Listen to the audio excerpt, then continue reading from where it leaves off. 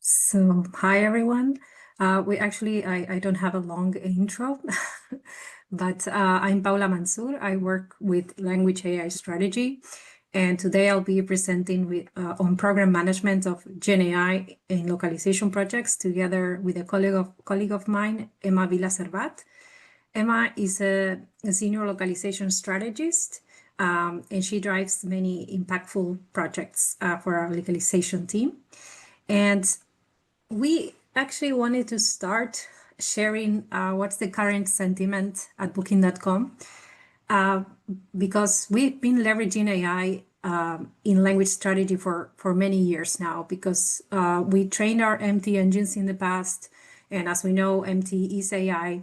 And we also have a big machine learning team for other use cases outside of language, of course, which we have access to many internal and also third-party tools that can help us really enhance our productivity and have greater impact in our roles. So this is just to set the scene for the slides that will come next. We are at a time of experimentation. We are encouraged to play with these tools and learn, explore use cases, and adapt our ideas. And we're all embracing AI in order to succeed. Emma now will tell you a little bit more about the content explosion that we are experiencing. Indeed. Hi, everyone. So yes, like Paula said, we are at a time of content explosion and personalization, because a lot of content is being generated with GenAI in English, in our case. And we actually had a lot of product teams reaching out to us at the beginning of the year with many potential use cases for GenAI. And many of these new use cases that came out of this content explosion, they are related to personalization, right? Like targeting for different segments, like families or couples, for example. So what have we done in localization with all these new content being generated, all these new use cases? Well, we have been testing different prompts and different LLMs for the task of translation. And then we're human evaluating the output of different LLMs. For us, human evaluation is still the golden reference, although we are also looking into other more scalable ways to evaluate the quality of automated translations, but we haven't decided on one just yet. They're all still in exploration. In any case, for any of the use cases that we have been working on, at Booking.com, they all need to go through an AI committee who reviews the idea first, and they give you feedback on it. Then they review it from a legal and security perspective. And once that's all approved, then you can go ahead and work on your use case. It's important to know that for any GenAI use case at Booking.com, it first needs to be proven valid or impactful in English, which is our source language. And only after that is proven to be successful in English, we can then decide to go multilingual. But right now, in our case, going multilingual doesn't mean generating content in other languages, but rather translating it by using GenAI. So content generation for multiple languages is also something that we're exploring for the future. But right now, all the use cases that we have been working on and that we are focusing on are using GenAI for the task of translation. So now I will explain one of these use cases that we have been working on, which is property descriptions. So this project had the goal to validate GenAI as a translation solution for this specific content type, property descriptions. It is embedded within a larger program called Embed AI in Localization. And the difference with this project from other projects from the past is that we didn't just do human evaluations. We did the project management side of things. We proposed a strategy to follow. We worked on the prompt engineering with our machine learning team. So we engage with this project from a wider perspective. I'm going to go now through the 4 main stages of this project from a high level to have an overview. So the first stage, we aligned on the goals with the product team. We also spent some time working on the proposal on how we wanted to tackle this. We took care of all the project management side of things, as I said. So we did the roadmap, the timeline, we set the meetings cadence, We created the project charter. We took care of all the communication with internal linguists, etc. So that gave us a lot of ownership for this project. Then in the second phase, we liaised with the machine learning team, and they upskilled us on prompting. We had several sessions with them. They showed us the internal GenAI studio, so it's a testing environment that we had, and they gave us access to it so we could play with it. We also created a specific localization task force for this project with people from the localization quality team, a localization project manager that took care of sending the actual tasks to our linguists, our terminologists, etc. So we had several brains from the localization team working on this. Then came the third part of the project, the hands-on work. We determined the scoring methodology for human evaluations, and Paula will talk more about this later. We also liaised with the analytics team to determine the sample to evaluate, which it had to be statistically relevant. How many property descriptions do we evaluate, right? We worked on the prompt. Again, Paula is going to go more in depth about this. We played with it in the GenAI studio and came up with a final prompt for all languages. And ultimately, of course, we did all the human evaluations of the LLM outputs. Finally, in the project closure phase, we analyzed the results and created the report for the product team on which was the winning LLM per language with a performance score. And now we're at a phase where there will come the time to actually do the experiment live, analyze, and possibly iterate. Okay, so after this high-level overview of the project, Paula will dig deeper a bit more on step number 3, the hands-on work. Paula, back to you. Thanks. So yeah, let's get into the specifics of the project, which had 3 phases. And this is how we did it. As a source, we had 100 human-written English property descriptions, and we used a prompt for all 43 languages to get the output from 3 LLMs of our choice. The way we discarded 2 LLMs was after a first round of human evaluations, for which we use MQM error categories, but what we do is we use a 1 to 4 error scale. So 1 and 2 are majors and criticals, and 3 and 4 are minors and neutrals. And for us, a whole description, a whole property description or a hotel description is 1 segment. So how we calculate the score is that we count the total number of publishable segments divided by the total number of segments.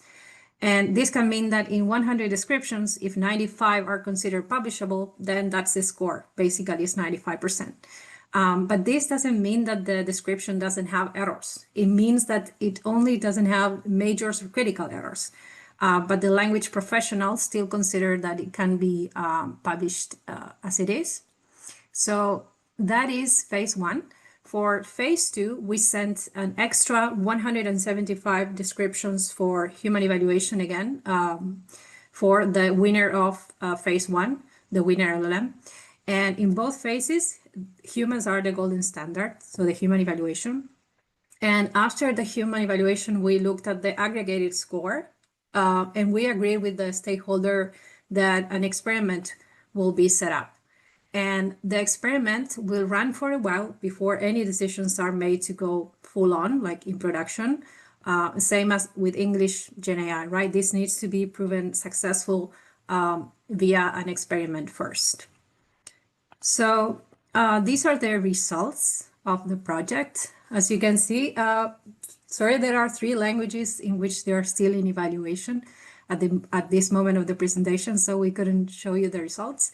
But well, the LLM that won for most languages is Claude, followed by GPT-4o and 6 languages for Mini. And this is a quality threshold distribution. So really didn't want to get into the pass or fail thresholds here.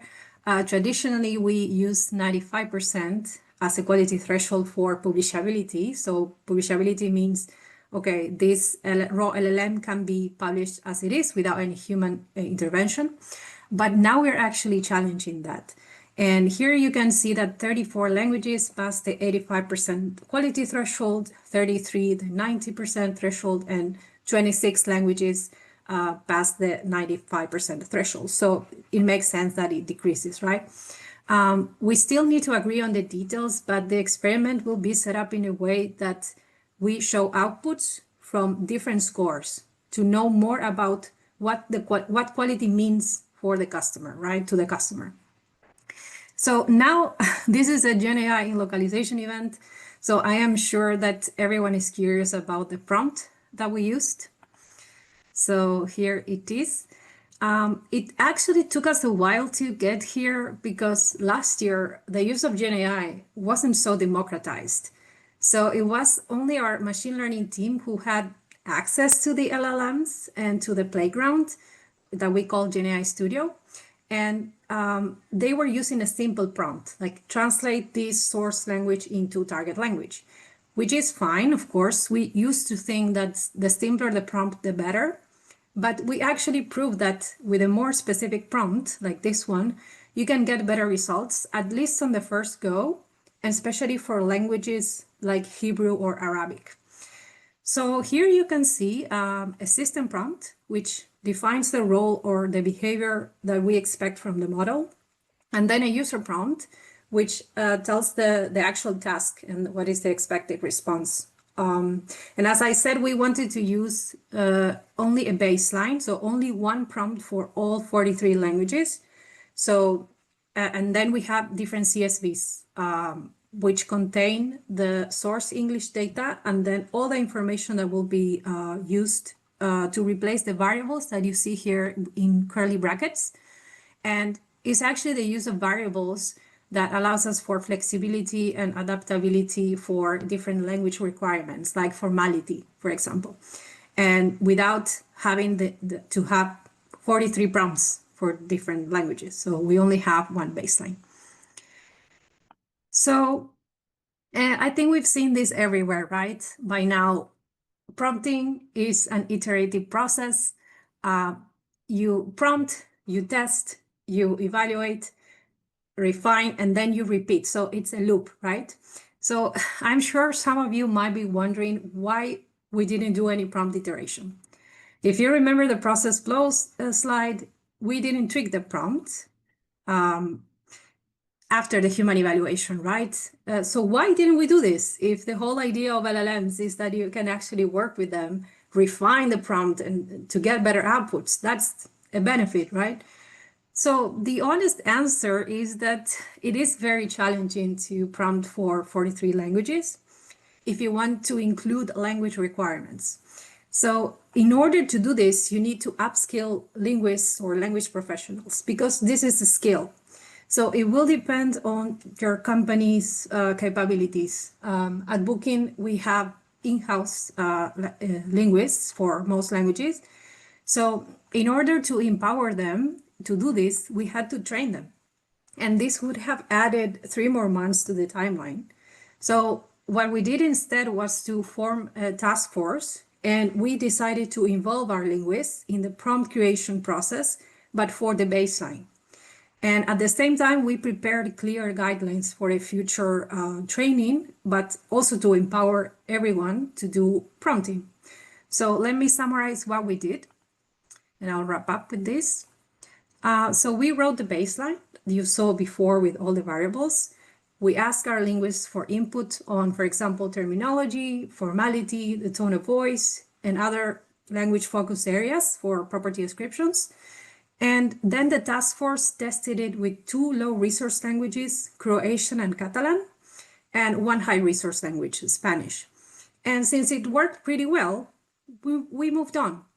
We did the evaluation, and of course, we found areas for improvement and things that we can tweak and improve about the prompt. For sure, our linguists had many, many suggestions. But the question is it really necessary? If, for example, we got very good results for some languages, we already agreed we'll set up the experiment with different outputs from different quality thresholds. So maybe after we see the results of the experiment, we can tweak the prompt a bit and improve. But actually, there's no guarantee that it will improve the output. So yeah, this is a question that we're still thinking about. because also maybe a linguist can do an evaluation today and then tomorrow, and the result will be different, right? So the question is, who does the iteration and the tests until we're satisfied with the results and they're more consistent? So this is in a nutshell what we did. And now Emma will share like some high-level final takeaways. Yes, so this is our last slide. And to circle back with my introduction at the beginning, and in order to wrap up, we have summarized what we learned in 3 main pillars. Number 1, be part of the decision. We are in a historical transitional period where the role of localization will likely be redefined, right? That's what we have been discussing so far. And as with every new technology, it's disruptive. So it's a great opportunity to position ourselves as the experts when it comes to GenAI applied in localization. So the advice we would give would be to use these projects to position yourself as a strategic partner within the business. It's always a challenge, and of course, it can very much depend on the position of the localization department within your company, but it is indeed worth a try. Number 2, leverage the opportunity. And in this case, not in terms of positioning yourself as the expert, but in terms of learning. We would advise to invest in upskilling, to do prompt engineering, and to use these projects as learning opportunities. If you think about the use case that we presented, the property descriptions, the product team primarily came to us and wanted to test GenAI as a localization solution for their product, right? But we went beyond that. We were proactive about it. And we used the opportunity to see whether we could experiment with scaling up the evaluation process with LLMs. That's because we believe that more use cases like this may come to us in the future. So scaling the evaluation process with LLMs and start exploring solutions now will potentially make us better and faster for the future. It will position ourselves as great, knowledgeable partners to work with. So apart from working to deliver on what's been asked from us by this stakeholder and for this specific project, parallelly, we worked on that as well. And then number 3, experiment and educate. Because with the hype around AI right now, it's also a great opportunity to become the guardians of localization and educate product teams by telling them that maybe a one-size-fits-all approach may not be always the best, and maybe neural machine translation is still better than LLMs in some use cases, right? So let's not assume that GenAI is the answer to everything. Let's just experiment with it, play with it. Let's educate ourselves, and let's educate our stakeholders. So this is it from our side. I'm not sure we have time for questions, but we're happy to answer any that may come up. Thank you. Thank you. Yeah, let's try and take, since we're a little bit behind the schedule, let's try and take one question.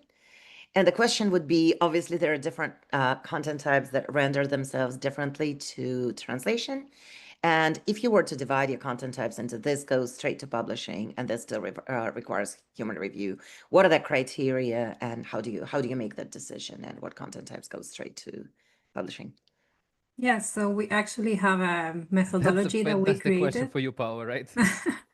Yes, it's called Predict methodology. You could go into it's on GitHub. You can go into my LinkedIn profile and download the case study. But basically, it asks questions about the source, about the use case, and it helps you decide how to localize that content, whether with raw machine translation or raw automated translation, post-editing, transcreation. So it's based on the answer to those questions. And of course, content types like guest reviews, which are massive volumes, they have to be raw machine translated. There's no way that that can go through like 66 billion words would go to humans. So, or any other low visibility content is like by default gets assigned machine translation. But of course, there are many other criteria other than Predict, which we focus on the source content. We have to take into account volumes, costs, quality, and latency. So we consider all that as well. Great. Thank you very much. Konstantin, I don't see any more questions unless there is something wrong with my feed. Okay. Looks like all questions have been answered. Ladies and gentlemen, such a fantastic presentation, and you are not gracing it with a million questions. I am surprised. Yeah, me too. Where are the But questions? Well, it's probably because Olga said we only have time for one. Uh, Okay, let's wrap up here maybe for the presentation. Thank you very much. Perhaps more questions will come up. We have 4 maybe it minutes was for a very break. clear, Constantine. Maybe it was too clear. Maybe you were too clear. It was so well Or no, prepared and organized. or confusing. No, it was not confusing at all. I could see our work, the same challenges. How do you prompt? What I really liked is that you included the linguist. It looks like Booking doesn't have enough linguists who can prompt. That's a gap in the market. Linguists learn prompting. Come to Paula, come to Emma, and say, "Hey, we can prompt. Why don't you work with us?" Yeah. Yeah. All right. Well, thank you very much.